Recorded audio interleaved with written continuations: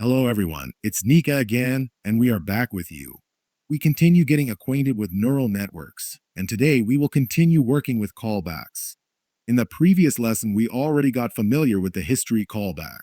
Today, we will look at the remaining callbacks that are used to stop training earlier than planned, to reduce the learning rate, and to save models during training.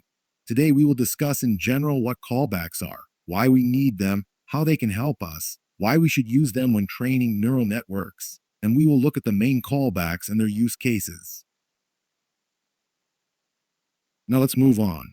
We download the same data as in the previous lesson, the Boston housing dataset. It is downloaded as two datasets, a training set and a test set.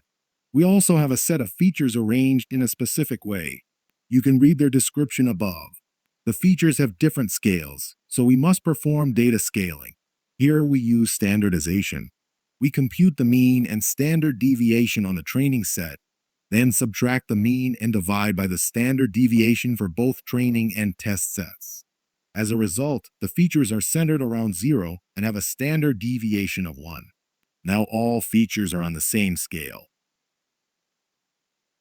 Next, we define our neural network. Again, we use a sequential model with 3 fully connected linear layers.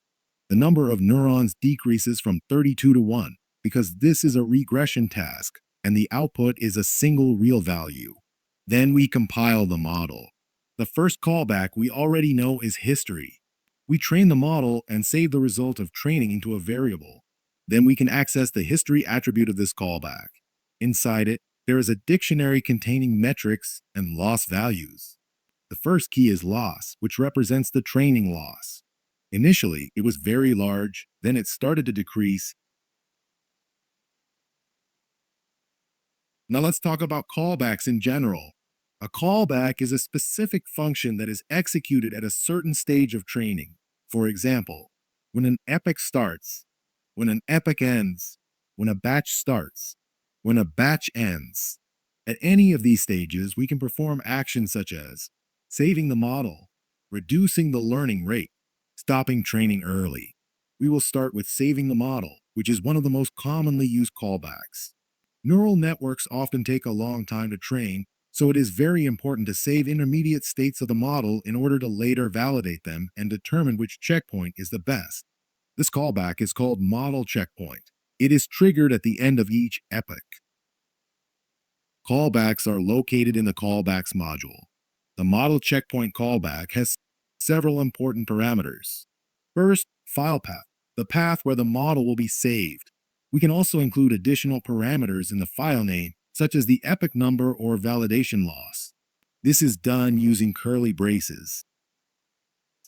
Next, monitor specifies which metric we track to decide whether to save the model. In our case, we monitor validation loss. Then, verbose. 0 means no extra messages. 1 means the callback will print messages when saving the model. Next, save best only. True means save only the best model. False means save every model. Next, save weights only. If true, only weights are saved. If false, the entire model, architecture, and weights is saved. We choose to save the entire model. Next, mode. Auto means the callback automatically understands whether minimized loss or maximized metrics. Finally, period or frequency, how often the model is saved. In our case, after every epoch. So the callback will save the model if the validation loss decreases. It will save the entire model, including architecture and weights. We train for 5 epochs. Theoretically, the model should be saved at each epoch. With verbose equals 1, the callback reports validation loss improved, saving model, validation loss improved again, saving model, validation loss did not improve, model not saved. This behavior comes from save best only equals true. Only the best models are saved. As a result, we see 4 saved models because after the 5th epoch, the validation loss did not improve. Now let's move on to early stopping. This callback is useful when you don't want to overfit your model. You don't want to waste time and computational resources. If you already see that the model is overfitting, you can stop training early. We take the early stopping callback and again choose what to monitor validation loss. Mindelta is the attribute that defines what change is considered significant. Here, any change is important.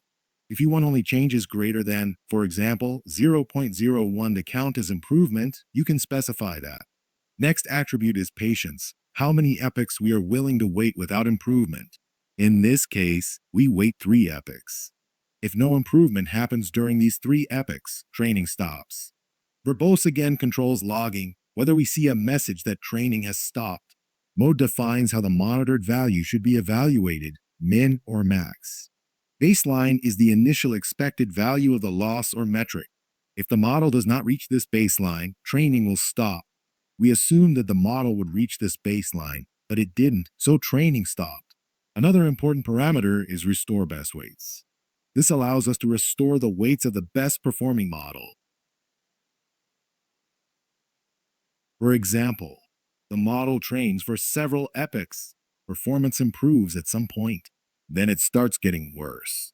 If restore best weights equals false, training stops with the latest, possibly bad, weights. If restore best weights equals true, the model restores the weights from the best epoch. Let's test this. We start training with a baseline.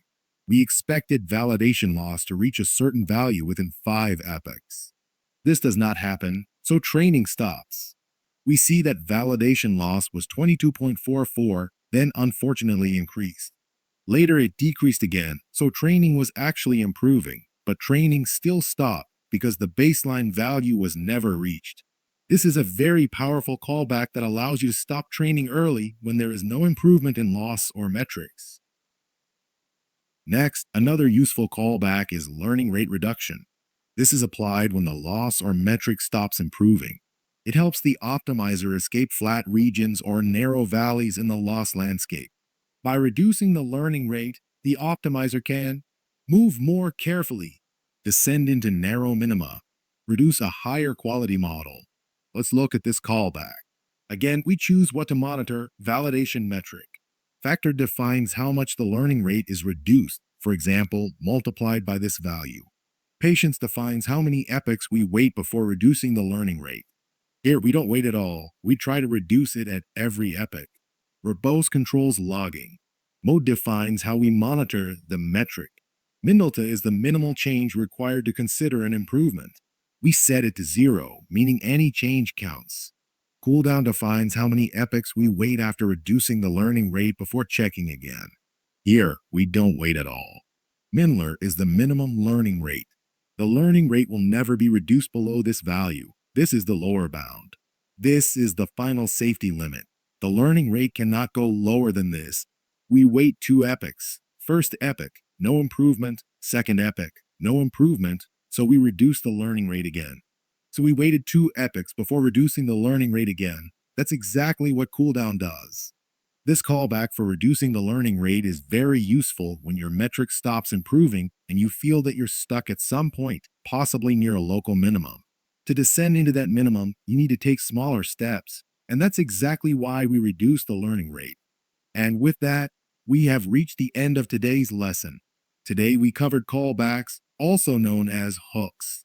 These functions are extremely useful when save models, stop training early, adjust learning rate. We discussed 1. Saving models after each epoch or at custom intervals. 2. Stopping training to prevent overfitting and save resources. 3. Reducing learning rate when progress stalls. With that, today's lesson comes to an end.